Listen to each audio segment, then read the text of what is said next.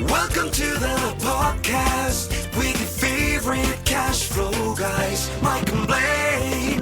Giving you the best advice while having a beer. When you're running a business, there are problems every day. Let Mike and Blaine help you out and guide your way. Cheers to the good times with Mike and Blaine for business, beer, and BS. Oh, I was way off that time, but hey, it's episode 204. Mike and Blaine. My name is Mike Blaine, also known as Cashflow Mike. That is my friend, my partner, Blaine Birch, the CEO and co-founder of Dry Run. What's up, man? It is the birthday episode, and it's your birthday actually tomorrow, but it's the birthday, it's the Mike Mylan birthday episode, which also means it's the whiskey episode. Oh, yeah. See, now last time I got in trouble, last birthday, 1 year ago, I got in trouble right after this because of the way I felt after the episode. So let's try not to get in trouble this time. We will do the light whiskey episode. So I poured a very light whiskey today, and All right, so I went with the Bullet Rye. By the way, Bullet Rye is my favorite. It is my thing. It's my birthday, so I'm going to drink my favorite, but I like the Bullet Rye, so I'm going to have that. Cheers. Happy birthday. 5-5. 5-5. Can you believe that?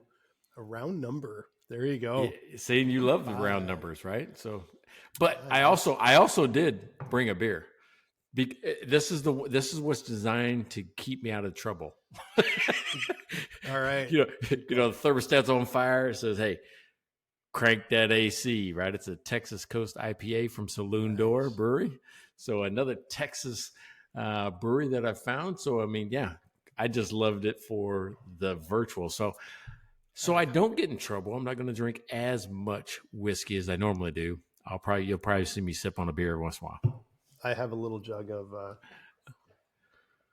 water here to go with my whiskey in case Water. Otherwise, if I keep pouring, it'll just keep going down. That's not a good thing. Okay, so I'm going to feature a whiskey today. So this is your birthday whiskey. What's that? Wait a second. Yeah, that was water. You know what water does? It puts blood in your alcohol system. Aren't you aware of that? Keeps me hydrated. Oh yeah, that's right. You're healthy. Yeah, no, just be hydrated, and I like my whiskey neat. So I'm not putting ice in there. I did put 3 little tiny drops of water, but that's all. But so for your birthday episode today, I picked Port Charlotte 10, and it's the heavily peated Islay single malt Scotch. So this is actually a Bruichladdich product, the Port Charlotte sort of series, the Port Charlotte heavily peated. Yeah, I just felt like maybe a little bit of peat today. So it's peaty. It's a little bit peaty, but it's good. Dude, I can't do it. It's too earthy. I don't think my Scotch buds are in yet. I think I got to turn like 60 before they come in or something because it's too earthy, right? It's like I licked the ground when I taste something like that. It just depends on them. I've got some that you might really like that aren't peaty, that are just a really nice, beautiful Scotch. But this one's it's got a little bit of leather to it and a little bit of I don't know, burnt something or other all mixed into there. So, all right. So we have 0 whiskey sponsors. So maybe that's a thing. Maybe you could be a whiskey. We have 0, yeah. But we have tons of beer sponsors, right? So, hey, who you got? Who you want to start with? Yeah, so I'm going to start with thanking Rachel Barnett from Gentle Frog for my whiskey today, because you could sponsor my glass of whiskey, I guess. And if you have a small business and you need to know how to use QuickBooks Online, which you likely do, go check out her YouTube channel at YouTube/@GentleFrog. She has a ton of videos to tell you how to do that, or you just go to her website at gentlefrog.com. And thanks again, Rachel. Yeah, we also got Karen Harrison. I just talked to her yesterday. She's excited. She's a little nervous about speaking at the conference, so I bet she's practicing every minute to go speak at the national conference for the Small Business Development Centers down in Orlando in 2 weeks. So I'll see her in person. But if you want to talk to her about cash flow in your business, contact her at 3ssmartconsulting.com. 3ssmartconsulting.com. That's Karen, and thank you for sponsoring the show. Yeah, absolutely. Thanks, Karen. And neighbor Pat your neighbor, Pat, who always brings you beer, but I'm going to thank him. He's been on the show. He was on our 200th episode, anniversary episode. Thanks again, Pat. We always appreciate you supporting the show, listening to the show, making comments, and playing cornhole with Mike. Hey, this guy's been absent though. I haven't seen him in like 2 weeks. I don't know where's he been. So if you're listening to this show and you're not texting in, and you're down there, he's two doors down, but he's not calling. He's not saying hi, bye, kiss my ass, nothing. This guy is just silent. So I miss you. I guess that's what I'm trying to say. That's what I'm trying to say. Pat got busy. Are you sure he didn't just go somewhere on vacation? That's that time of year. Right? That could have been. He could be on vacation. Okay. But so we also have Devin, the biggest LSU, and he is our connection to Netflix. We are sponsored now by Netflix. Okay, I don't. Okay, that was an exaggeration. That's not true. But we are indirectly featured on Netflix by virtue of the largest LSU fan on the planet, Devin. So thank you for your support, Devin. Who was on Netflix. And the screenshot, I don't know, is it on Facebook? It might be on Facebook. If it's not, we should put it up there. And also, Larry Weinstein, the Cashflow Cowboy. So if you are looking for a CPA, Larry's out in Houston, Texas, but he can work with you pretty much anywhere. So go check out Larry. He will get your books straight and get your business straight. Yep. And then my man, Jeff Robertson, Jeff of Rabison.com. He is my marketing guru. He's the guy that does, if you see my social posters, you see those type of things, my YouTube videos, that's the guy, right? That does a lot of that for me. And I'm going to tell you what, interesting story about Jeff, right? We met at an annual SBDC conference like 2 years ago, right? 2 years ago. And then last year we became closer friends, and that's where we, hooked up and started working together. We both have a law enforcement background. So it's one of those things. It's like cops can sniff each other out in the room or something like that. So, but once you have that connection, it's an easy thing. Here's what I can tell you about Jeff. He gets stuff done. He doesn't mess around. I mean, he produces a lot of work in a short amount of time, and he's good at it. So if you need marketing help, contact Jeff. Yeah, for sure. Thanks, Jeff. All right. Into the episode. All right, man. And, we're talking about AI again, which is great. That's got to be a topic that comes up all the time. It has to, because it's so topical, right? Well, because what's happening is that my whole life is being taken over by it. I don't think I can turn anywhere without it either being topic conversation, me using it, me trying to learn more about it, hearing it on the TV. It doesn't matter. So here's where the week started. Courtney knows somebody that was buying a car, and they were going to negotiate the car, and she used AI to do it, right? So... And explain some of the things, and there were some sneaky little things that came out. I'm like, oh, and but the thing is, I don't know if AI knows it or it's just bullshitting. I can't tell yet. But here's what happened. She took the quote, right, from the dealership, took a picture of it, put it into ChatGPT, and said, hey, explain this to me. And they go, oh, well, it seems like they're giving you this much for your trade-in, this much for the, a sales tax rebate, which I didn't really know anything about, which really isn't a thing to me. To me, I'm like, why would you put that on there? A sales tax rebate, because all it really is, and that becomes one of my contention points. Yeah. But it also told her about, the value of the car, the rebates that are available, the financing specials that are available. After it described what all the aftermarket things that they were doing that she should push back on, that maybe she shouldn't have to pay for. It told her about whether or not it was a fair offer for a trade-in. The whole thing dissected this whole just picture. And then it said, here's some questions you should ask. And she said, well, I'm talking to the salesperson on text. And it says, here's some things you should text him. It was really weird. Like, it knew the difference between, just talking to somebody or emailing somebody or texting somebody, and it changed the formatting of it, and the question. So that was kind of cool. Yeah.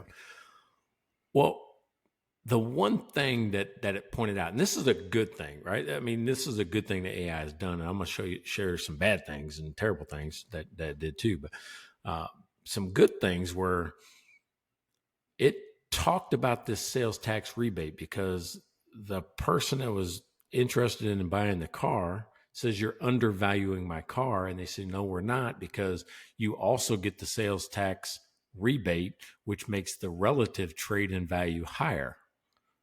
So instead of, we'll say $32,000, you get $2,000 rebate on sales tax. And so that means your trade-in is worth $34,000. I'm like going, that's bullshit. That's right? bullshit, yeah. Yeah, because here's how the sales tax rebate works. And I think if this is where I think the dealership was shady. Because the here's what it is. If you buy a car, you're going to pay sales tax on whatever that car was worth. Say you bought it for $50,000, you already paid sales tax on $50,000 worth, right? Yep. So if I go trade that in, and it's worth $30,000 in the trade-in, and I buy a $60,000 car, I should only have to pay tax on $30,000, the difference, because I already paid tax on the first 30, right? Mm-hmm. That's the way it works. Everybody gets that. It's not like we're increasing the value of your trade. I get that anyway. That's Texas state law. Right? So they're not going to have to pay it. So we're like going, okay, well, that's bullshit. Why would they say that increases the value of your trade? Well, here's the way they should have presented it as, you don't get that, because the way she argued, and I got to kind of back it up. She says, I can go get more from somebody else in trade, or they'll buy it from me at Carvana or one of these places, and then I can come buy it from you. Mm-hmm. And they said, well, that's true. What they should have said was, if you do that, you can't get the sales tax rebate, because you have to buy and trade at the same dealership. That's the law. So anyway, but ChatGPT actually explained that whole process. I learned more about the sales tax rebate just because of, listening to the experience. Now, that's an actual good thing. This is where AI really did a good job for people don't get taken advantage of, right? With language and with numbers, because all they want you to do is tell them a monthly amount, and then they will do everything to pack in as much as they can for that monthly amount. Oh, you're willing to pay $1,000? Oh, great. Because if you didn't want anything, it'd be like $700. But if you want to pay $1,000, we're going to just stack you up until it makes $1,000 or $900. Yeah. And that's what we caught them doing with AI. Actually caught them actually adding in all this extra stuff they want to do, undercoding and all these things that they just wrapped into one line item that says protection package. Yeah. That she didn't need. They weren't even going to put it on until after you buy it, right?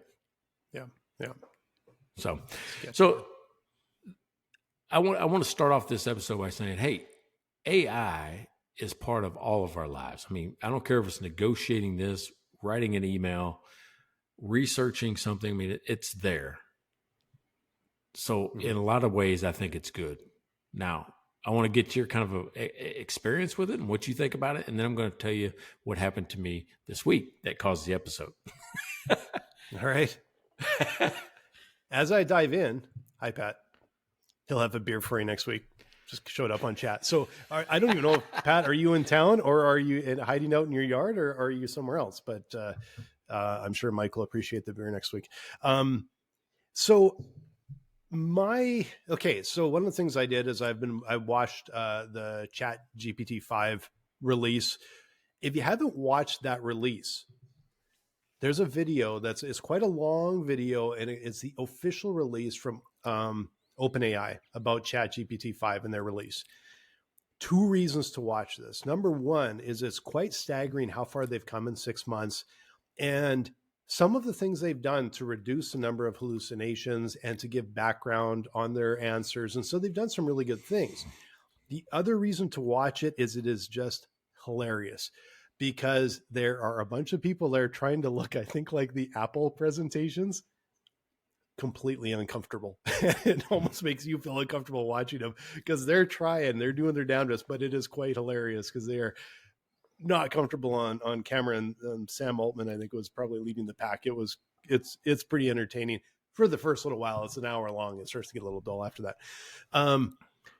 But I got to say that every single day it gets smarter. And every 6 months they have a new release. And I'm just talking about ChatGPT, but everybody else is the same way. Copilot, DeepSeek, everybody's like release. it's getting so much better and so much smarter, so much faster that by the time you see this video, it's gotten better. It has gotten better, but it still does some stuff really quite poorly. And one of the things that I kind of thought was quite funny is it was a little joke. We were playing pool with some friends, and I don't know how it came up, but I went in and they were talking about AI, and I told it to make a picture of a guy playing pool with, like a hat on, just like my friend. So I could pull this up and show him, and it'd be kind of funny. Right. And they make the guy just jacked. Like his arms are just like, he's like Superman, just built. And I said, okay, make smaller arms, like not so big. And okay. And then it comes back. It's exactly the same. It was incapable of making a regular looking person that wasn't just like Superman. It's like, it felt like the only thing it had looked at was Marvel comics. And so it was, sometimes it's surprising how it gets on a tangent and it can't get off of it. Well, I told you about making a picture of me and Courtney, and we wanted a silhouette of our backs, and they kept putting a hat on me. Like every man has to have a hat, right? like a fedora. Like, there's people just walking around in fedoras anymore. I'm like, hey, could you remove the hat? Oh yeah, here you go. Here's one without the hat. Oh my God. No, that's still a hat. Still there. It gets totally lost. Yeah. Yeah. And finally I'm like going, do you know what a hat is? Well, yeah, that person doesn't have a hat. What's that thing? Yeah, so it's just like, yeah. There's a hat above your eyes. Yeah. So anyway, this week I was trying to create a document, and I don't like to use ChatGPT for really more than organization or thought, and it solves the blank paper syndrome very, very well. Like, I'm thinking this, but I don't know how to get started. Oh, well, here's a little outline of that and think through it. So I'll use it for that. So I'm working on a document for a new client, and it produces something pretty well. I say, oh, but I want to change this, and this. It comes back with a complete different document with different things. like not anything we even talked about. I'm like going, hey, what happened to the document we were working on? They're going, oh, sorry about that. That must have been from something we talked about earlier. And I'm like going, no, we never talked about that at all. Like, I had meaning that what they had done somehow was take something that I did months and months ago. This is ChatGPT. Months and months ago, and say, well, he's talking about something type similar. Maybe we should combine it or change it or, do something way different. But it made it completely different and changed the whole context of the whole document. I'm trying to make a standard operating procedure of just, what's the rules when we have payables? What's the rules when we have receivables? I'm just trying to make that.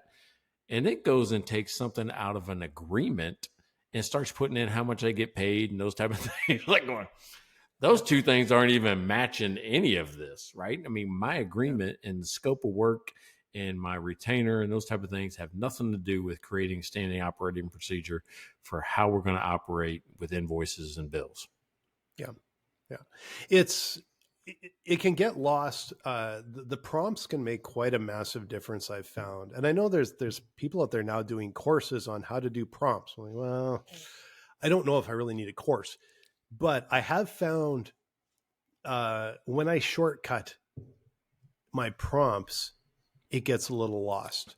So I have to be very careful, very, very specific. And one of the things that ChatGPT 5 can do now is it can think. It can go into more depth on something, or it can do it the quick way.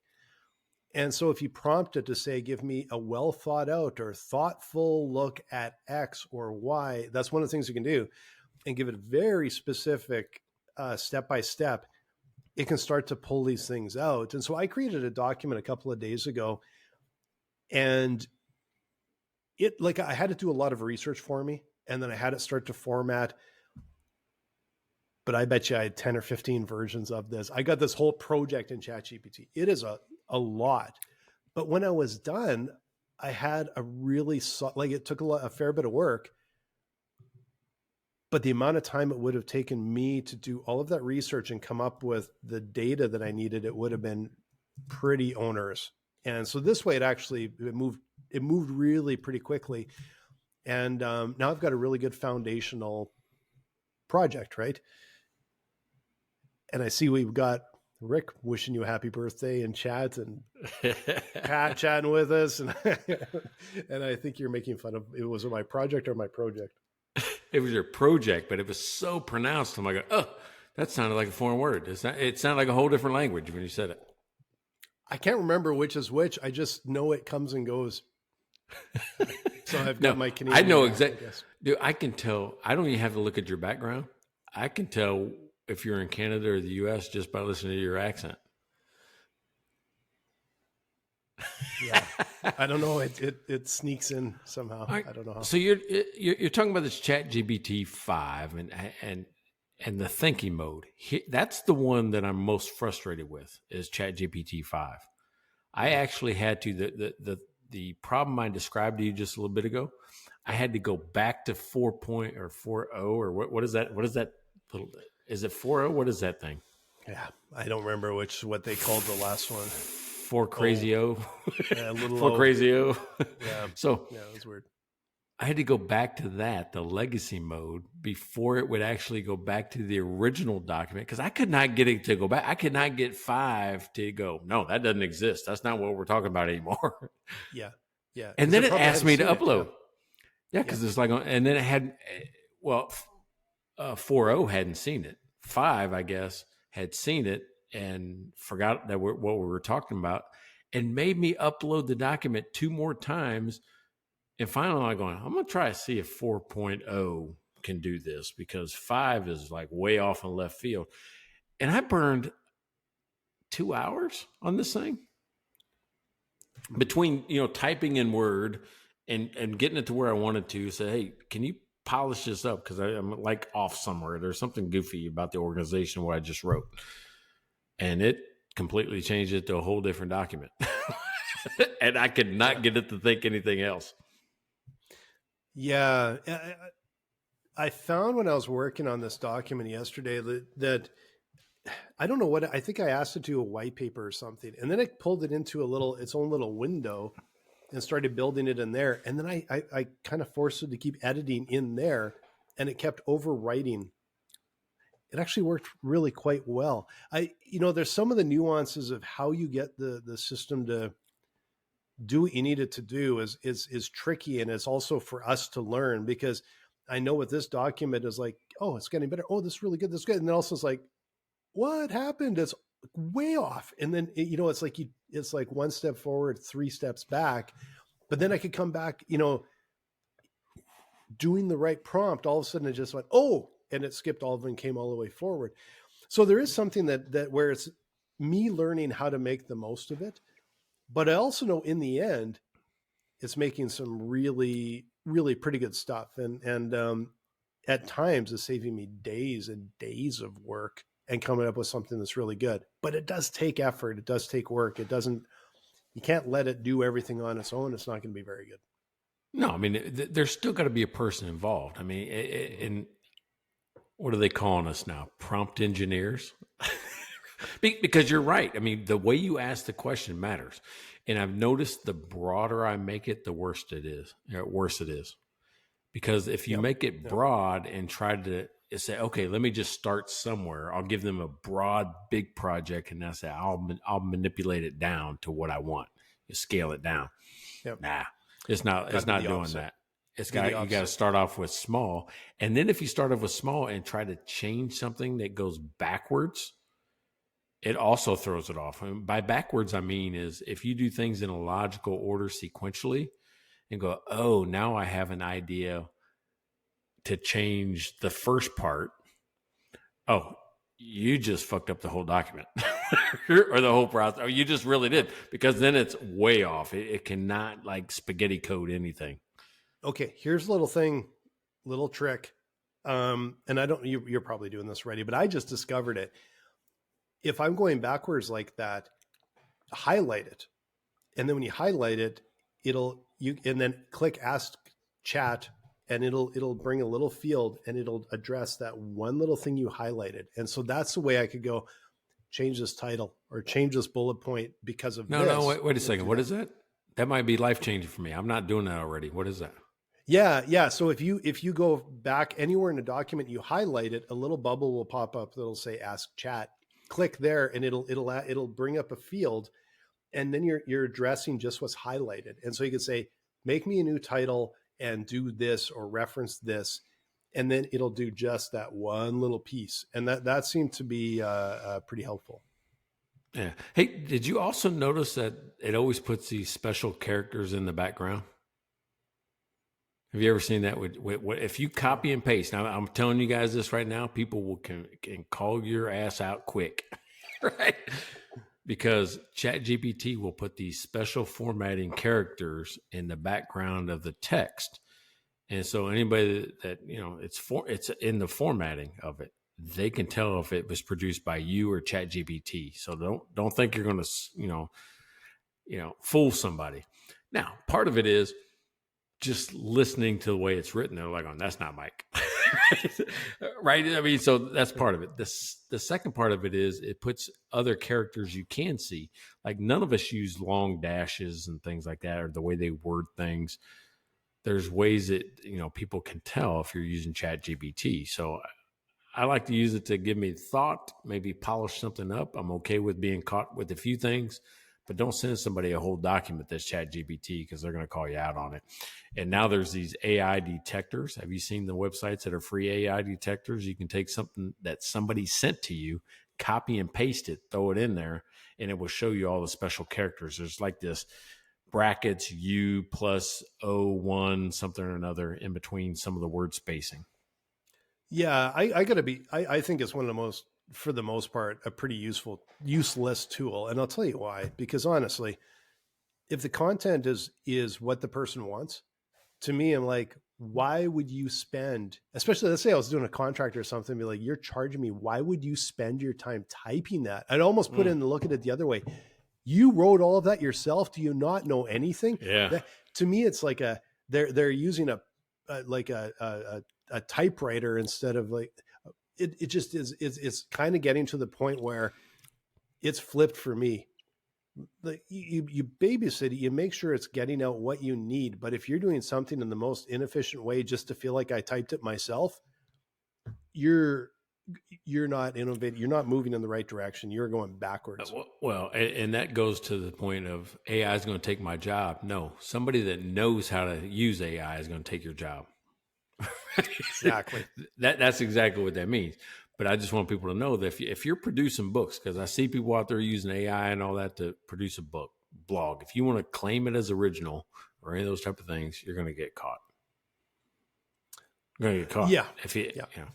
I think you just be really clear that it's like, you can be totally clear about and say, hey, this is, I use tools because I've got a brain. I'm using a tool like everybody else. If you think I'm going to type a 2,000 word essay when somebody, when I can prompt it and make sure that it's right in a quarter of the time or whatever, it's ridiculous. And even books, like I get that there's a bajillion books out there. They're just spewing stuff out. And I don't know if they have a ton of value, but if the ideas and the insights are really smart and they're using AI to string words together, to like, as I'm telling someone that's like a ghostwriter almost, hey, this is what I'm talking about. This is the point I need to get across. And someone's stringing words together. Good for them, because I just do not see the point of this book's going to have more value because somebody sat there on a typewriter and typed in every word. Now, give me something that's, I care more about your insight. And in fact, I'll be honest with you, I'm spending less time on books and way more time on video these days because I like to see and hear and feel and get the gist. I watched about an hour-long video interview with the CEO of NVIDIA the other day. Incredibly interesting, incredibly bright, incredibly interesting, so insightful. And it was also really interesting to hear what he was sort of passionate about. You can see and you can feel all of that. It's also topical. This was probably recorded in the last few days and it's out there and I can get to it. Right. So I think there's a lot of value to that.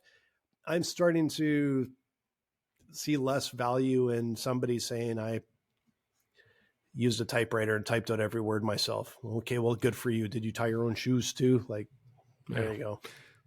Well, speaking of getting a lot of value, I mean, I know one place in the world that if you got a lot of data, you got a big company, you got things that are going on, you got just chaos of data around you, and you want to make sense of it and get control of your finances, you should check out Dry Run, right? What do you think about that?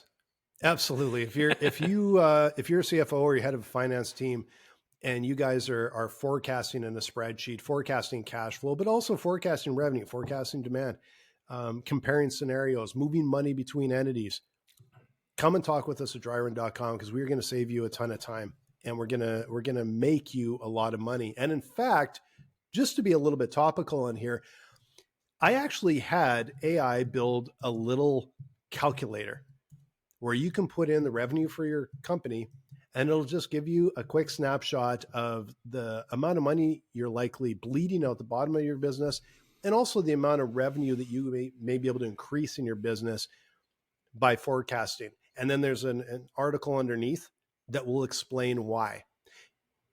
And I will change the URL after this episode. So go to dryrun.com/ROI. I'll change it to that so it's really easy to find.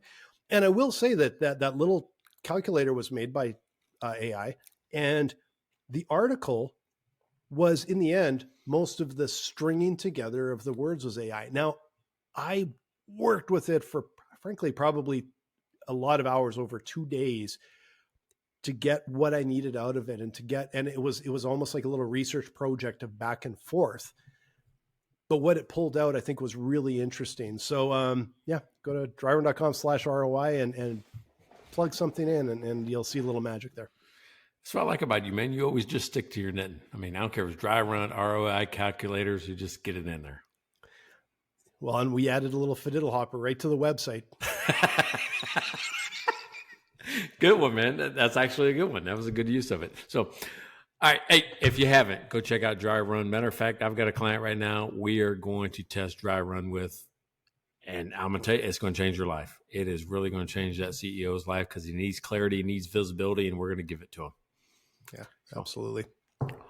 Yeah, all right. nice. So it's, when you talked about building that, all right, so I've been testing with kind of a version 2 of my app, with some AI. I'm trying to put AI more into it. And in some places, I've been trying these no code, low code AIs. Mm-hmm. And my overall experience, I'm saying, damn, that's really good. But when it's bad, it's really bad, right? Like hours wasted bad, right? Because I've spent time, like meticulous time on the way I want something calculated or displayed or otherwise. And as you go to deploy it, there'll be an error of something that you didn't expect. Like, you should know that. Oh, I'm sorry. I forgot to put a parentheses there. Or I forgot to put a comma there. I'm like going, dude, if anybody in the world that should never miss a parentheses or a comma, it should be you. You should be like, oh, sorry, I didn't understand the question.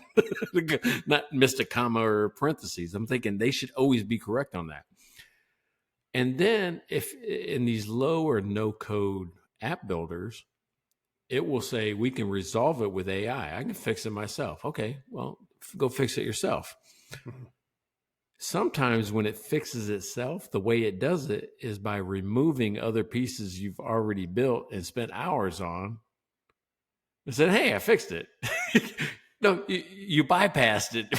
The problem was probably in the place you removed. Yeah. You know what I mean? Which causes, and then you got to figure out, okay, well, what the hell else is broke? Because if you got multi-stages in this app or pages and tabs and different conditional, things that are happening, dude, it's like it's whack-a-mole all day long with this thing. Yeah. Well, okay. First of all, when you say no code, I don't think we're there yet. I think it's low No. code. And even this little widget thing I built yesterday, I could go in and edit the code, and it was honestly just faster and easier for me. But it was like wrote it all, and then I could go in and start tweaking a few things here. And it's not like I'm a programmer, but there's little things I can go changing this. I'm not asking it to do it. I'm changing it. I'm going to do this, that, and the other. Yeah, same way. I also think it's good for some. Right now, it's good for some basic tasks. You cannot build it's like you can't build Adobe Photoshop right now. Like there is some really serious limits to it.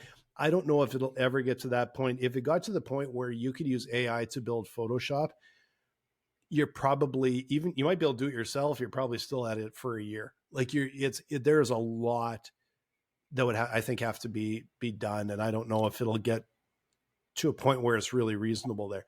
But for little things like what I did, little quick calculator to just help people understand what it adds a lot of richness. It is really powerful there. But I'm going to dispute a little bit here because you're holding it to a bar that's like awfully high. I have contracted living, breathing humans before that have been, it has not worked at all. Like, and the problems can compound if you don't have really good contractors, really good developers. We're talking, it could take 6 months to get something that is totally broken, not work, and move on. So, you gotta take it with a grain of salt too. All right. So I'll be honest about that, right? V1 of my app, 2 years to get it to where it is now. V2, month and a half, maybe 2 months to get it 190% more. Yeah. If not double. And I still think I'm 80% short of deployment, meaning of release.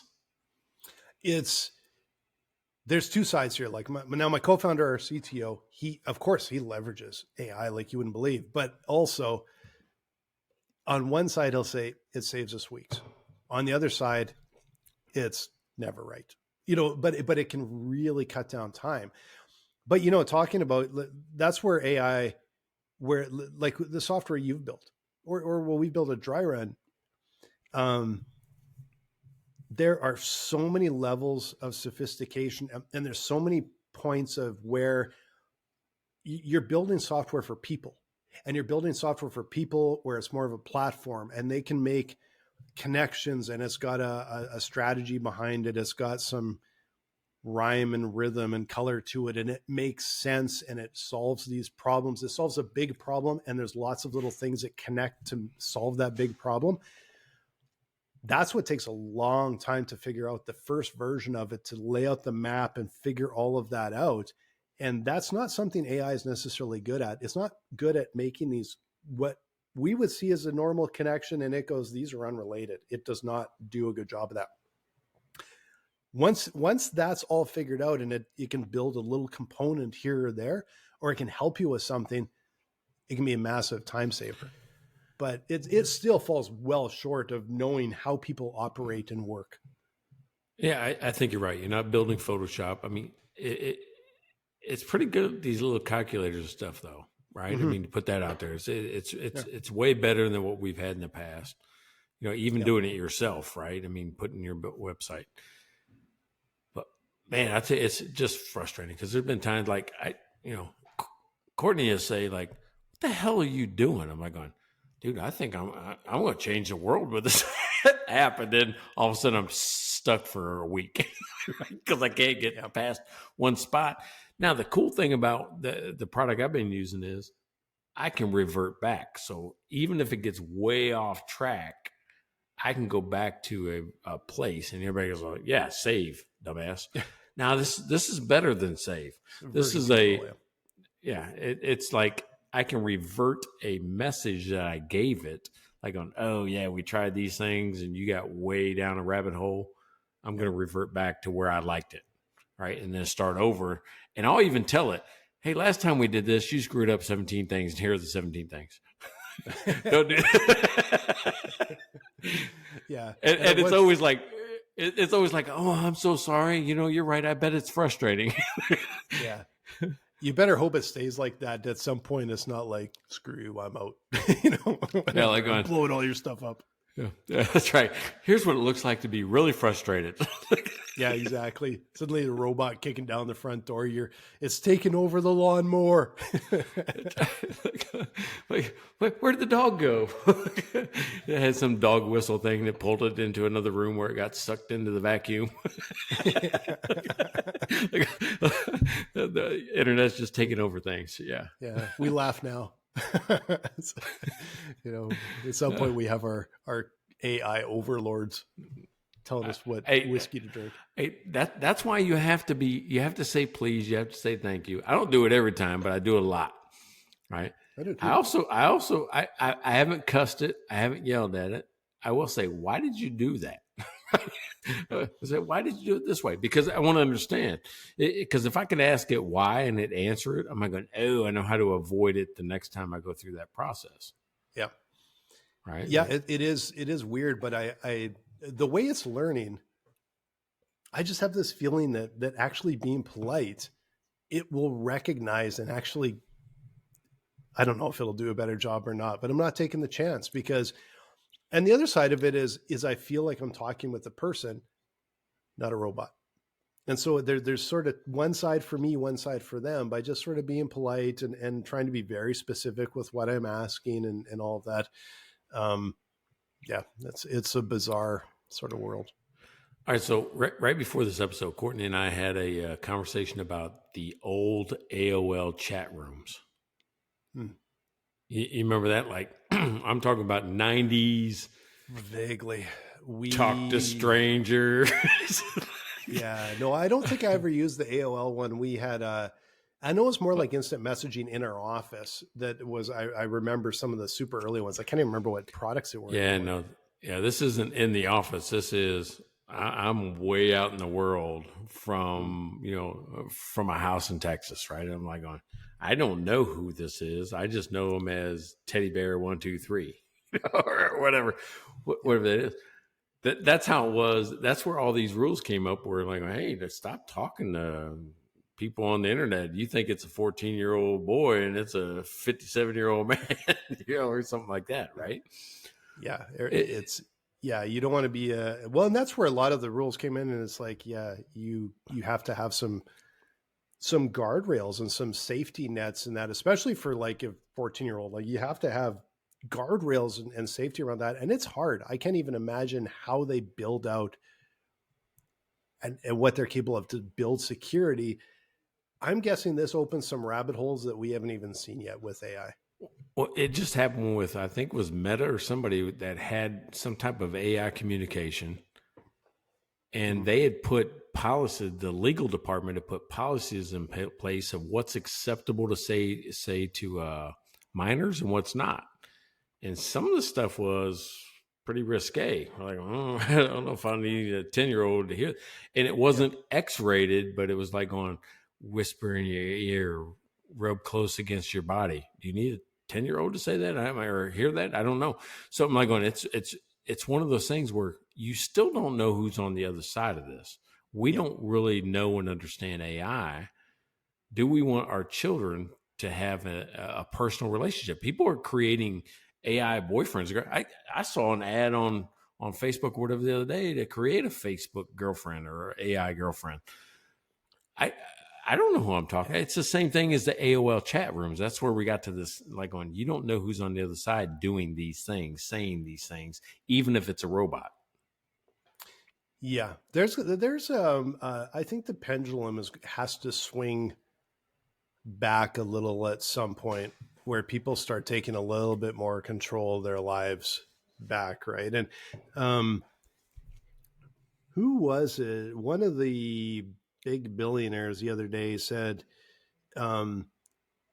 you won't be competitive in this world unless you have smart glasses in the coming years.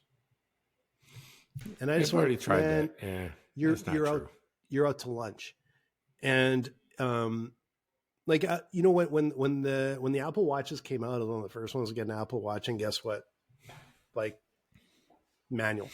What? I got one I sitting love in my there. little manual watches. I got I a wear record regular player. watch. Yeah, got a record player right here playing vinyl. I have a lot of analog. And then I got my phone in my pocket. And you know, when they say, oh, the phone will be replaced by glasses, I refuse to have shit in front of my face when I don't want it. Because one of the most powerful things is leaving my phone in my pocket because the thing buzzes all the time. And that's why I quit wearing the Apple Watch, because it buzzed all the time. And I literally shut off all the notifications. And pretty soon I'm like, I'm just going to an analog watch. So I want something there. But most importantly, I want to be able to ignore it until it's the right time for me to engage with it. I can't even imagine having something on my face where it is intrusive. I'm having a conversation with somebody and stuff's blinking in my face. You got to be kidding me. Like, there's no way, right? Well, if there's one thing we learned over the last 5 years is that we got to stop listening to everybody that's a billionaire, because everything to do is a marketing message. Yep. Right? Because they're driving you to do something. Even that statement, you'll need glasses. Well, if I go listen to that guy, well, he probably owns something with the glasses. Glasses.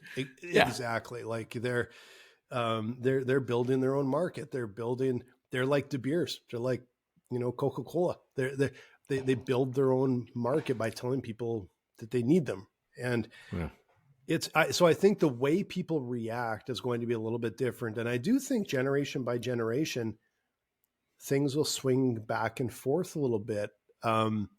In person, I think, is going to get more and more important. And I think the number of doohickeys that are connected and buzz all of the time will come down. I think it'll come down and yeah. I mean, we definitely need to bifurcate, expert from propagandist. Yep. And I don't know if that's the two pendulum swings or not, but I want to look at somebody because I think they have value and they add something. I don't want to be sold every time I talk to them. Mm-hmm. Yep. Yeah, exactly.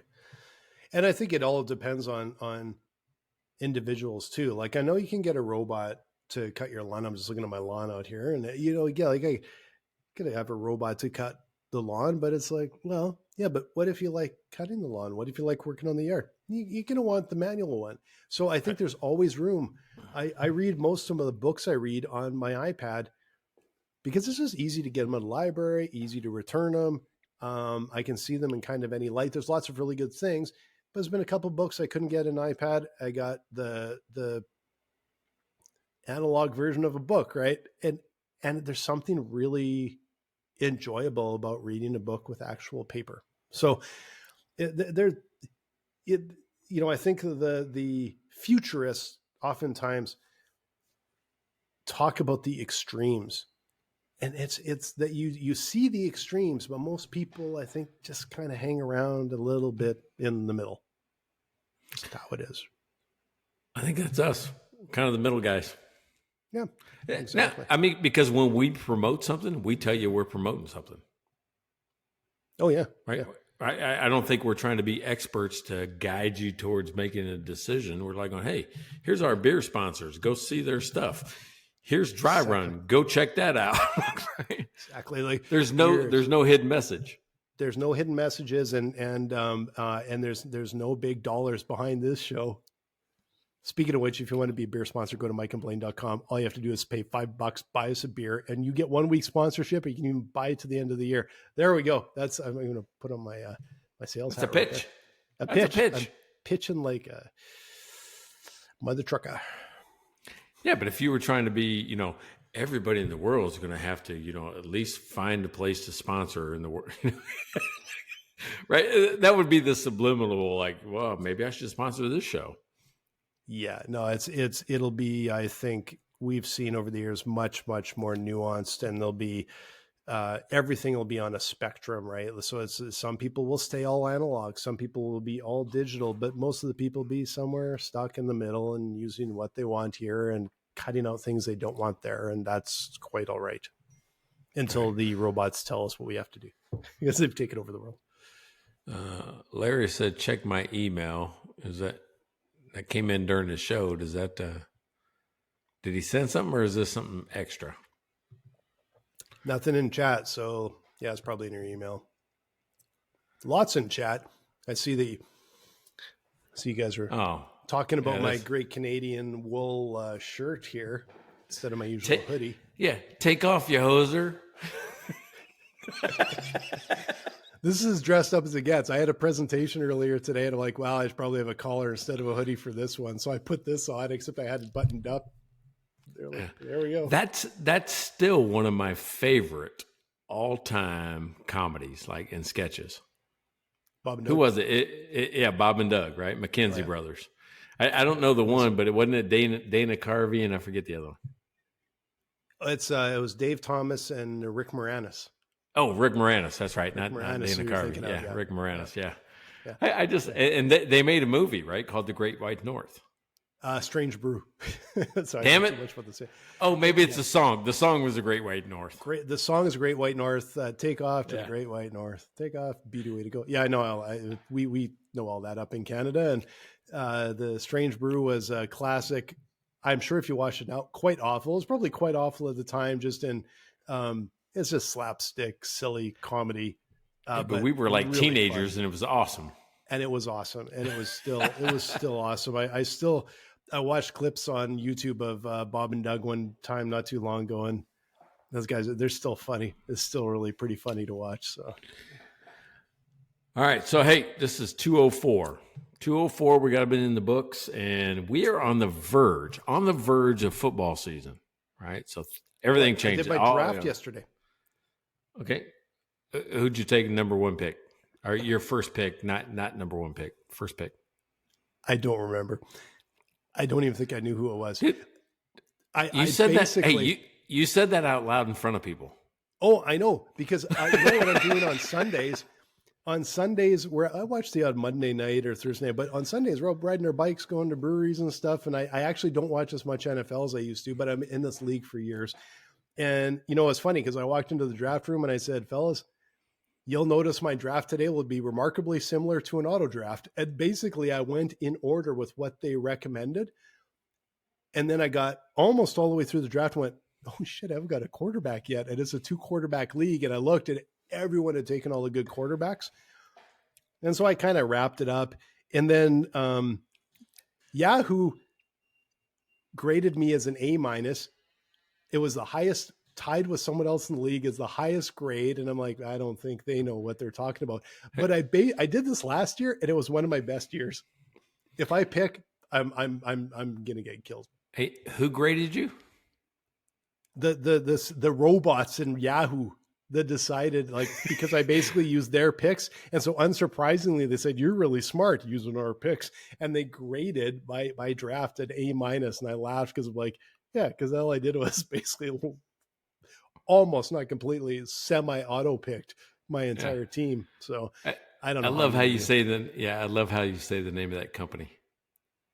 Yahoo? Is that how you say it? Yeah. What would you call it? Yahoo. Did I not say it the same way? Probably, but it sounded different because you got a Canadian accent. Oh, okay. Yeah, the Americans would be like pasta. It would be Yahoo. Yahoo. I thought it was Yahoo. And I probably said Yahoo because we do pasta, Mazda. No, you said it way different than both of those. I'm like, what company was that? What are they doing? This is something new? I walked into a coffee shop last week and I ordered an Americano, and I think the lady almost threw me out. You probably got a Coors Light. Here's a Coors Light. What's an Americano? It's like Americano. It's Americano. So up here it's Americano, and then I get down to the States and order, and now I've got conditioned Americano. That's just I don't know. We talk weird up here, or you talk weird down there. One or the other. Yeah, we love each other. We're like brothers. Yeah. All right. Hey, exactly. 204 in the books. That was the whiskey episode, and it was not as sloppy. I won't be in as much trouble as last year. That is true. This was a delicious scotch, but I just had a really light pour. It was great. Yeah. So happy birthday, early birthday, because tomorrow's the actual day, right? Tomorrow's the day. Yeah, this is Thursday. Birthday's on Friday. So this is the birthday episode, even though we're maybe a little bit too early. And Rick, two Yahoos arguing about Yahoo. Oh, that's funny. Rick's got jokes. Good. Every once in a while, Rick's funny. You should have him put it on the Mike and Blaine Facebook, the STFU phone, and explain that. So that's something to look forward to. Go to the Facebook page. All right, Rick will put it up there, and he'll tell the story. Check out their website at mikeandblaine.com. Then subscribe to the podcast and buy these guys a beer.